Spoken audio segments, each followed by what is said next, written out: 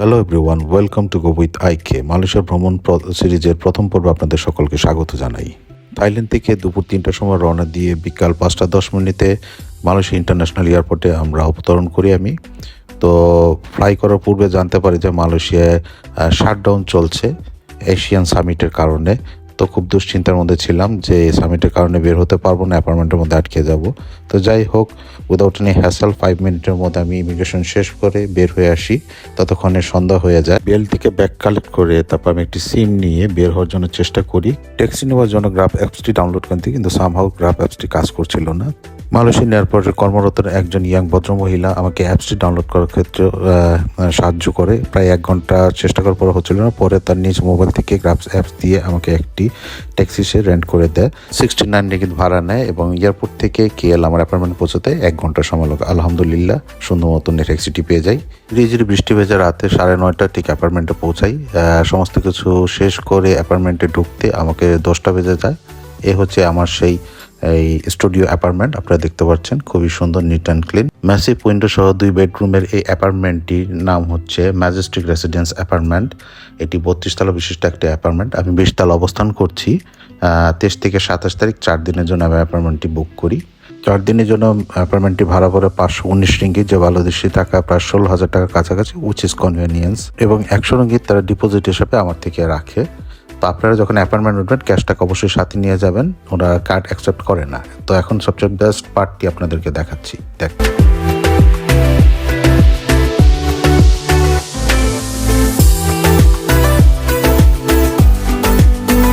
আলহামদুলিল্লাহ, এই সে জগৎখ্যাত twin tower, যা আমার বিছানার থেকে শুয়ে দেখা যাচ্ছে এবং রুম থেকে স্পষ্ট দেখা যাচ্ছে। আমি very satisfy of this apartment. আমি সত্যিই লাকি এবং বলবো I am very satisfy of this apartment. যেরকমটি চেয়েছিলাম সেরকমটি পেয়েছি। চারপাশে সমস্ত বড় বড় অট্টালিকা, আমার উইন্ডো দিয়ে সবগুলো অ্যাপার্টমেন্ট, পুরো কিয়েল শহরকে দেখা যাচ্ছিল। সত্যি এক অপূর্ব দৃশ্য আমার জন্য। সমস্ত স্ট্রেস আমার 1 নিমিষে কেটে যায় অ্যাপার্টমেন্টটি উইন্ডো দিয়ে দেখার পর।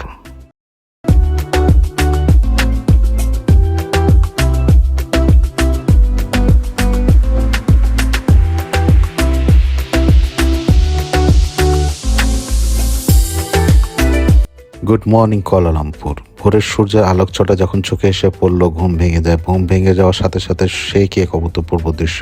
আলহামদুলিল্লাহ, এই আরেক অভূতপূর্ব দৃশ্য সকালে।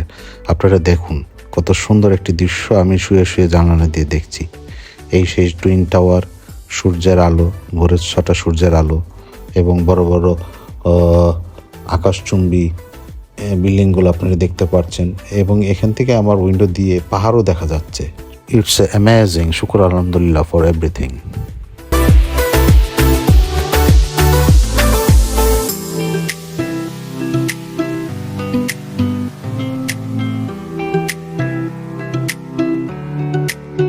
আমি কফি বানিয়ে সোজা 31 তলার রুফটপে চলে যাই।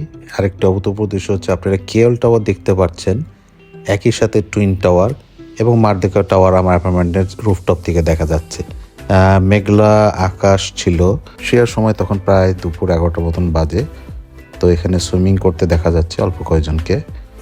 তো আমার সাথে আপনাদের রুফটপটি আমি ঘুরে দেখাই, তো দেখুন এবং উপভোগ করুন।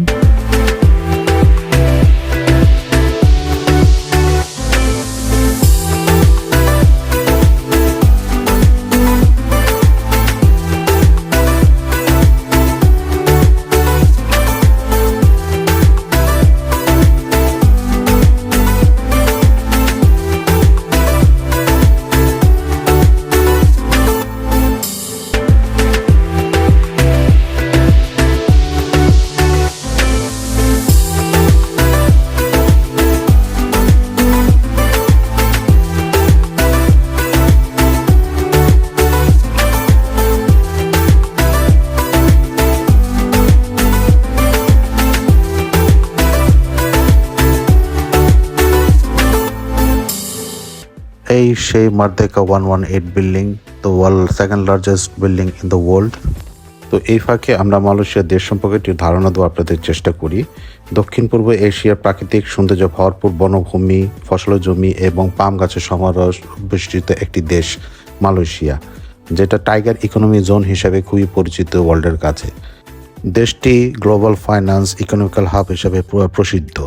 এখানে 63% মুসলিম বসবাস করে, এছাড়া অন্য ধর্মাবলীর লোকজন বসবাস করে। এখানে মিক্সড কালচার হিসাবে পরিচিত। দেশটি যেমন আধুনিকতা রয়েছে, সে সাথে রয়েছে দেশটির একটি সংস্কৃতি। পুরানো ঐতিহাসিক সংস্কৃতির দেশটিকে মিক্সড রিচ কালচারের একটি দেশ বললেও ভুল হবে না।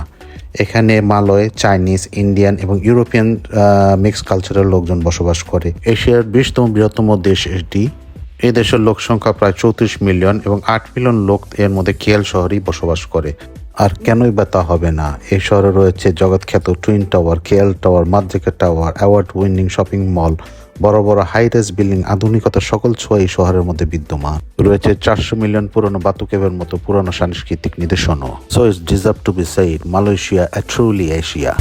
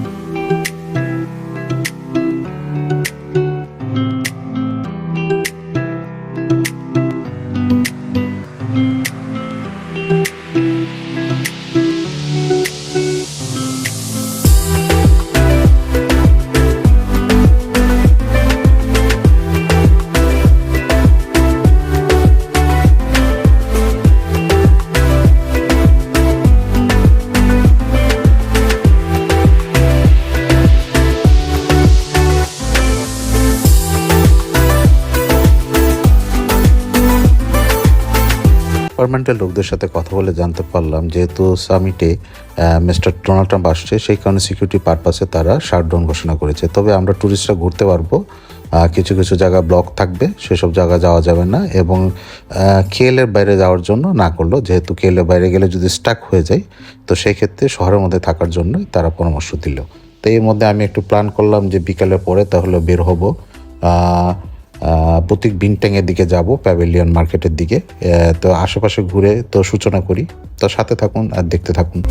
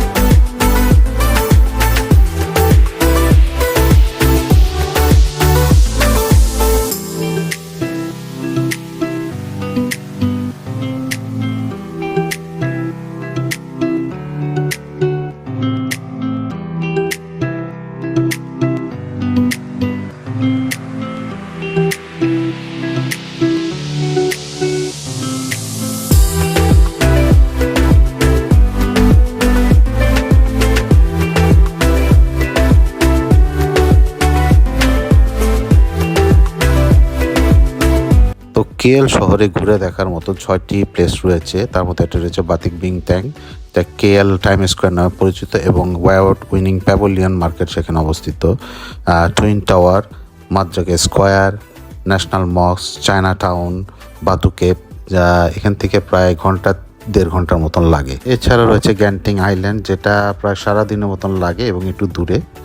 আর একটু প্রসিদ্ধ জায়গা লঙ্কাভি আইল্যান্ড, আরেকটি দ্বীপে, যেটি প্লেন দিয়ে যেতে আপনাকে 3 ঘন্টা মতো লাগবে। সো আমি চেষ্টা করব আমার শহরের ভিতরের জায়গাগুলো দেখার জন্য এবং আপনাদেরকে দেখানোর জন্য।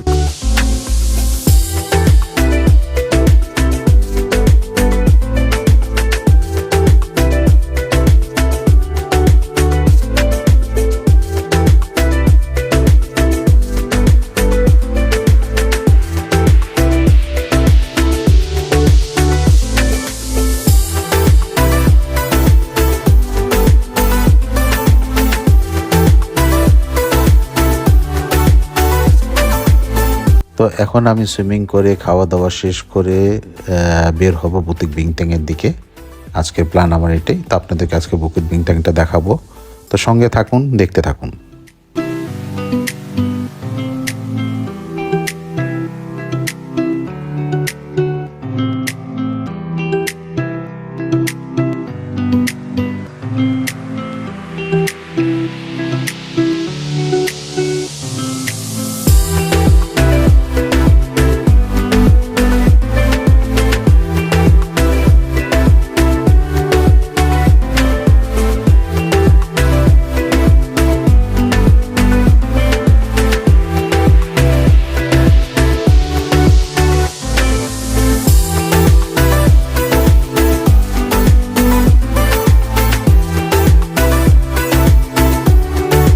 আমার অ্যাপার্টমেন্টের পাশে একটি বিশাল শপিং মল রয়েছে, সেটা কুইল শপিং মল নামে পরিচিত। তো সেখান থেকে আমি শপিং মলের ভিতরে মনোরেল চলে, তো মনোরেলে যাওয়ার জন্য আমি শপিং মলের ভিতরে যখন প্রবেশ করি তখন দেখতে পারি ইন্টারন্যাশনাল গেমিং জোন সেখানে অর্গানাইজেশন করা হয়েছে, এবং সেখানে ইন্দোনেশিয়া এবং ফিলিপাইনের দুটি টিম খেলা করছে। মানে আমি তো দেখে হতভম্ব হয়ে গেলাম যে গেমিং জোন নিয়ে এখানে কম্পিটিশন, বিশাল আকারে কম্পিটিশন হয়।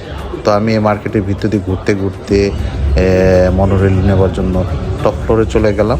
তো সাথে থাকুন এবং দেখুন।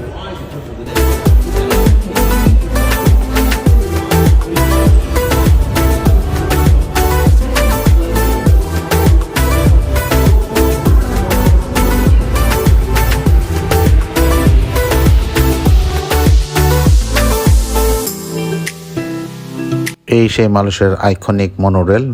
মাত্র দেড় রিঙ্গিত দিয়ে আমি মনোরেলের টিকিট কাটি এবং 4 মিনিটের মধ্যে আমি বুতিক বিং ট্যাংয়ে পৌঁছে যাই। আপনারা দেখতে পাচ্ছেন এই সেই বুতিক বিং ট্যাংয়ের স্টেশন, যেখান থেকে টাইম স্কোয়ার শুরু হয়।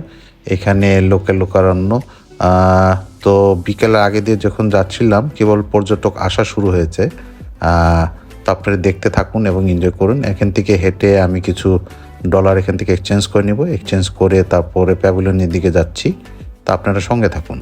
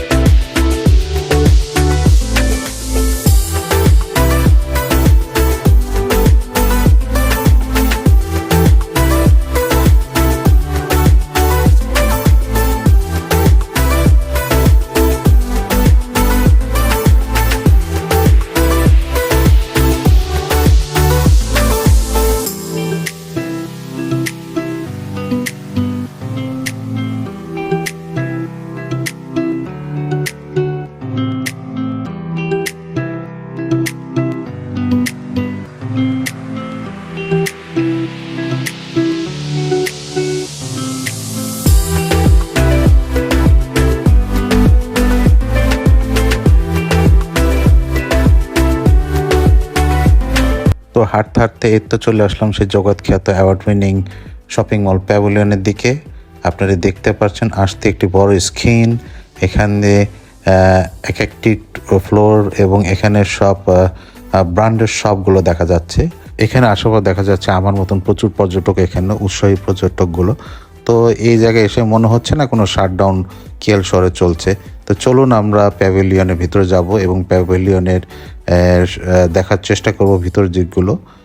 সবচেয়ে ভালো সুন্দর দিকটা হচ্ছে, আমার কাছে সবচেয়ে ভালো লাগছে যে এখানে পরিবেশটি খুবই কালারফুল।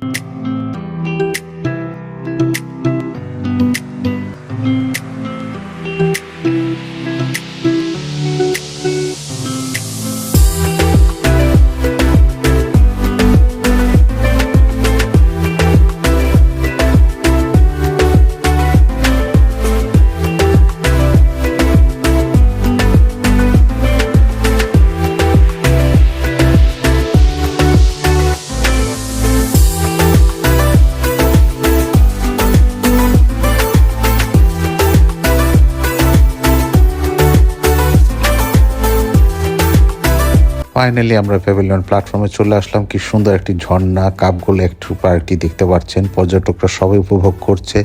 সামনে লুই ভুটনের একটি শোরুম আপনারা দেখতে পাচ্ছেন। আমি তো খুবই এক্সাইটেড এবং অপেক্ষা আছি সন্ধ্যাবেলা দেখার জন্য এই সে প্যাভিলিয়ন সাইনটি। এটার উপরে একটি বিশাল হোটেলও আছে, অ্যাপার্টমেন্টও আছে। তো চলুন আমরা প্যাভিলিয়নের ভিতর আস্তে আস্তে প্রবেশ করার জন্য চেষ্টা করি এবং আপনাদেরকে দেখানোর চেষ্টা করি।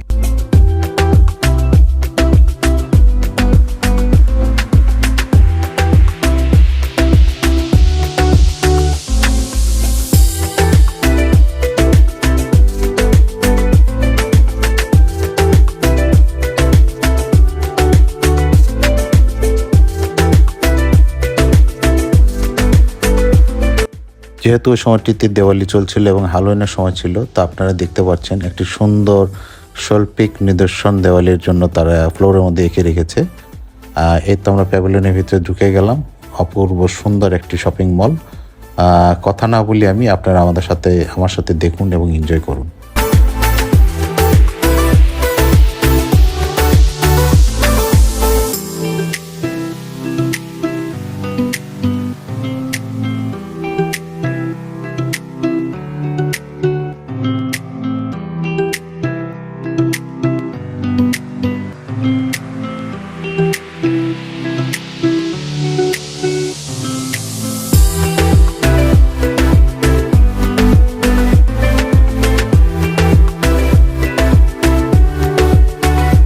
প্যাভিলিয়ন শপিং মল সম্পর্কে আপনাদেরকে একটু ছোট ধারণা দিয়ে রাখি।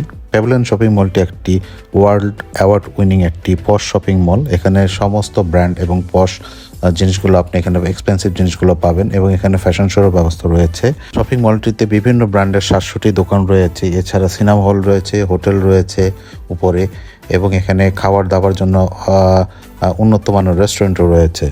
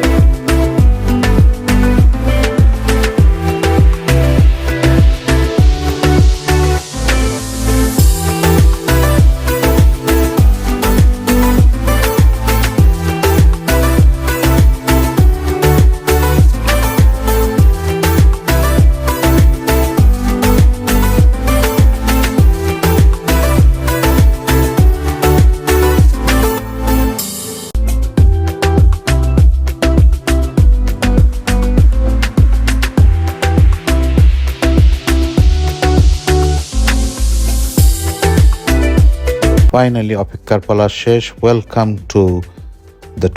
Two KL time square. এখন আপনারা দেখতে পারবেন সন্ধ্যা হয়ে আসছে। লাইটের ছটা এবং টাইম স্কোয়ারের মতন বড় বড় স্ক্রিনগুলোর মধ্যে এক এক ধরনের আলোকসজ্জা, যা টোটালি কেএল শহরটিকে বা বেতিক বন্টিংয়ের এই প্লেসটিকে সম্পূর্ণরূপে চেঞ্জ করে ফেলে।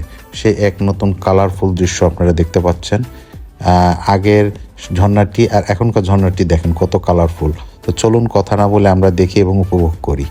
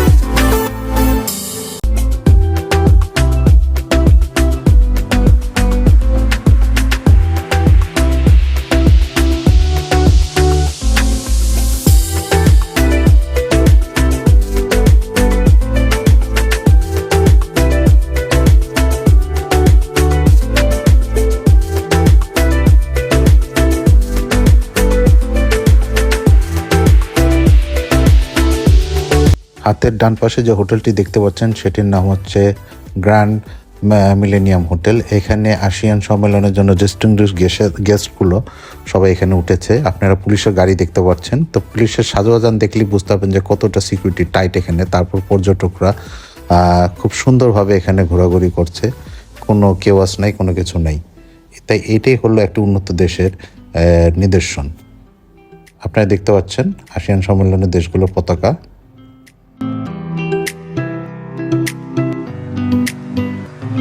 একটু সামনে অগ্রসর হলে আমরা ফুড জোনের দিকে চলে আসছি। এখানে বিভিন্ন রেস্টুরেন্ট রয়েছে, Malaysian, Indian, Pakistani, Chinese, continental, এবং এখানে সবচেয়ে নাম করা মালয়েশিয়ার একটি শর্মা শপ রয়েছে, শর্মা হাউস, যেটা ডামাস্কোস নামে পরিচিত।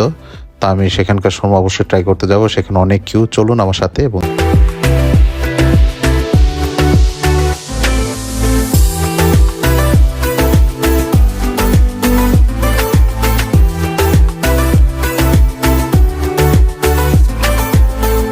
আপনারা দেখতে পাচ্ছেন এই শর্মা খাওয়ার জন্য কত বড় কিউ, বিভিন্ন দেশের পর্যটকরা খাওয়ার জন্য লাইন ধরে আছে। তা আমিও সাথে লাইন ধরে যাই এবং আমার সিরিয়াল নিয়ে নিই। তা আমি একটি রেগুলার শর্মা অর্ডার করি, যেটা 20 রিঙ্গিত নেয়। তাই ইট ওয়াজ কোয়াইট এক্সপেন্সিভ দো। তো যাই হোক, তো শর্মা নিব। এর তো আমার ব্লিঙ্ক করছে। তো আমার শর্মা রেডি হয়ে গেছে, বেশিক্ষণ সময় লাগেনি, 15 মিনিটের মতন। শর্মার টেস্ট ইটস ওকে, আমার ওরকম কোনো কিছু না। আরেকটি ফুড ছিল যেটা আমার খাবার খুব শখ ছিল, সেটা ছিল বিফ পরোটা, মালয়েশিয়ার খুব নাম করা। সেটা অবশ্যই টেস্ট হতো, কিন্তু সেটাই আমি খুঁজে পাইনি। তো যাই হোক, তো আমরা চলুন একটু সামনের দিকে অগ্রসর হই এবং টাইম স্কোয়ারের রাত্রের দৃশ্যগুলি এনজয় করি।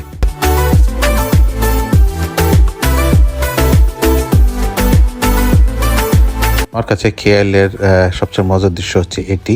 এই স্ক্রিনটি আপনারা দেখুন, আমি খুব এনজয় করেছি এবং এখানে দাঁড়িয়ে দেখলাম অনেকক্ষণ ধরে, এবং এর সাথে দিয়ে আপনার মনোরেল স্টেশনটি। তো এই দৃশ্যটি শেষ করে আমি আবার মনোরেল নিয়ে আবার অ্যাপার্টমেন্টে চলে যাব।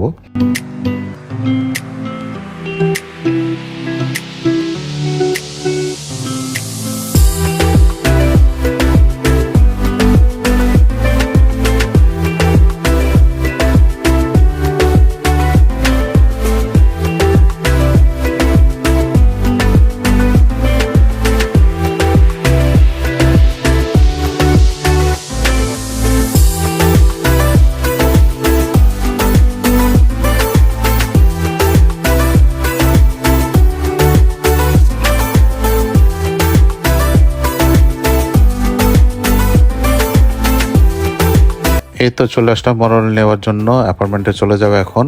তো নেক্সট পর্বে দেখা হচ্ছে আপনাদের আরেকটি কেএলএ আরেকটি শহরে আরেকটি ঐতিহাসিক কোনো প্লেস নিয়ে। তো ততদিন আমার সাথে থাকবেন, এবং আমার ব্লগটি ভালো লাগলে অবশ্যই লাইক, শেয়ার, সাবস্ক্রাইব করে দিবেন। বরাবর মতন আপনাদের ভালোবাসা দিয়ে যাবেন। তো ইনশাল্লাহ দেখা হচ্ছে নেক্সট পর্বে। আসসালামু আলাইকুম।